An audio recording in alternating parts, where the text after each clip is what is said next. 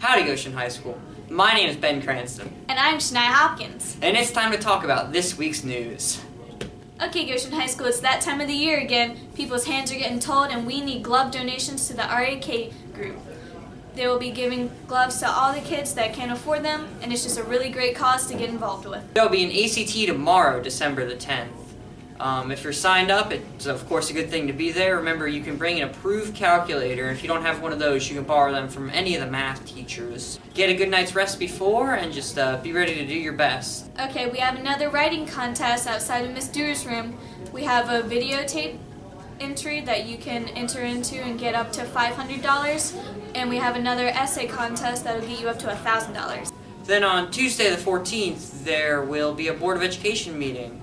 And on the 15th, we have a holiday Christmas concert that our choir is performing. It's just a really great show, and it's a lot of fun, and there's snacks. It's a good thing to be involved in.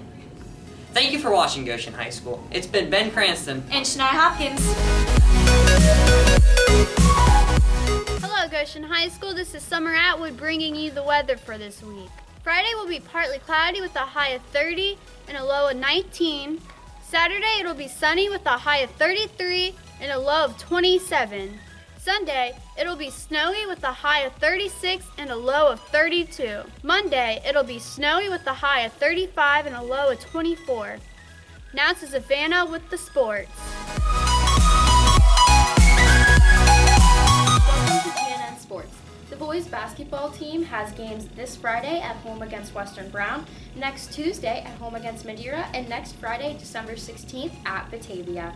The freshman games will tip at 4:30 with JV and varsity right after. The girls basketball team has games next Monday at Jamestown and next Thursday, December 15th at Batavia. JV tips at 6 o'clock and varsity is right afterwards.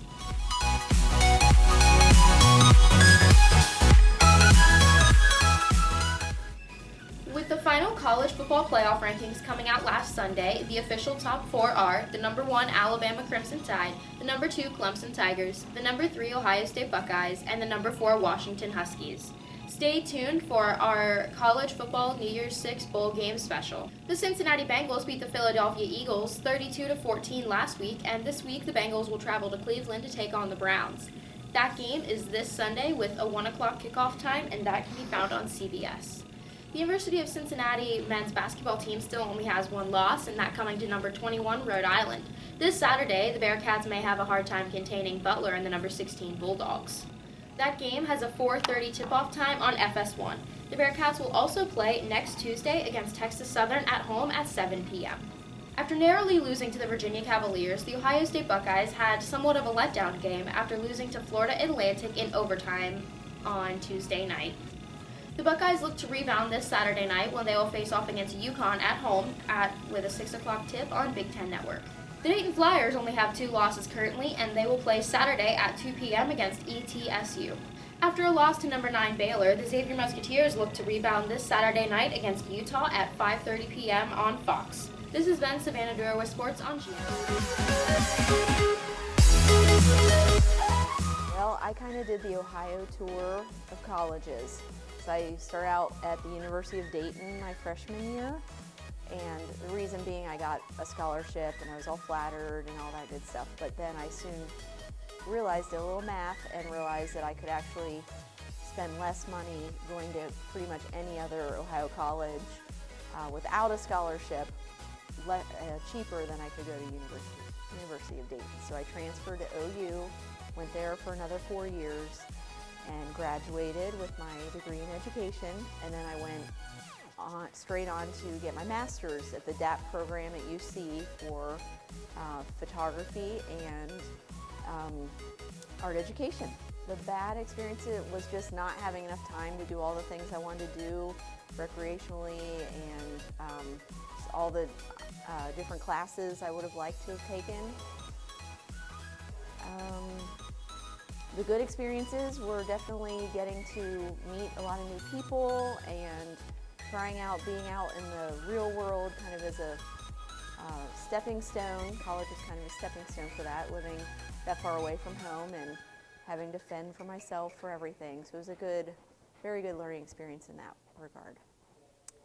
some advice for someone going into college, I would highly, highly, highly recommend, if you think you know what you want to major in, or even if you're not sure, but some things that you might find interesting, go and shadow someone doing whatever job or career you think it is for more than a day, you know, a couple of days, see how you like it. Because I found a lot of times I had friends in college who got all the way to their junior or senior year and finally went and did an internship or student teaching or something, and they found out pretty quickly that they had no interest in doing that career anymore. So they had to decide, were they going to stick around in college a few more years because they had to change their major, or go ahead and graduate with a degree they really weren't passionate about. And I saw people take both routes, and I personally would recommend sticking it out and changing majors, because you end up spending a big part of your life doing your career. So again, it all goes back to me, to just going, getting your feet wet, seeing what they do on a day-to-day basis, because a lot of times you don't realize what actually the job entails until you can see it for yourself in the workplace.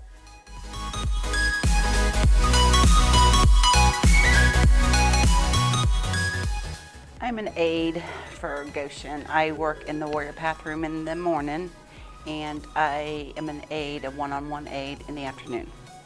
I've been here 14 years.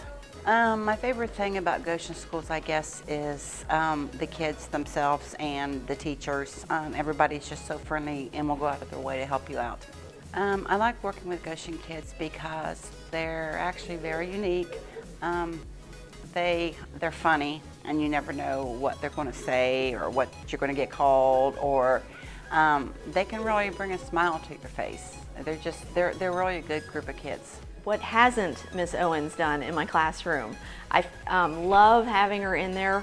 I've had the opportunity to have her in my class the first semester last year, and then this year I have her in my class the first semester of this year. So she is wonderful. I feel like I'm team teaching when she's in my classroom. She's always willing to jump in and go above and beyond what I know is expected of her.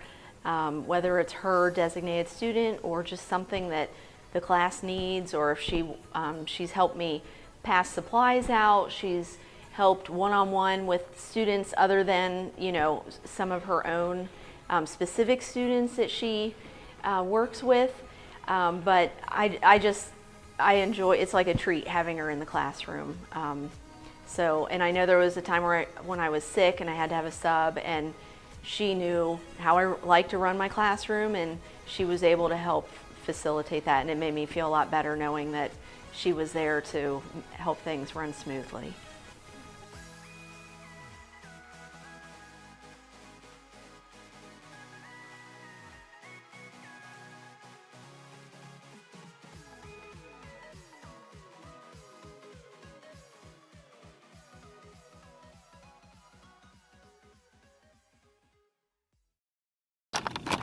That all? Yep. Okay.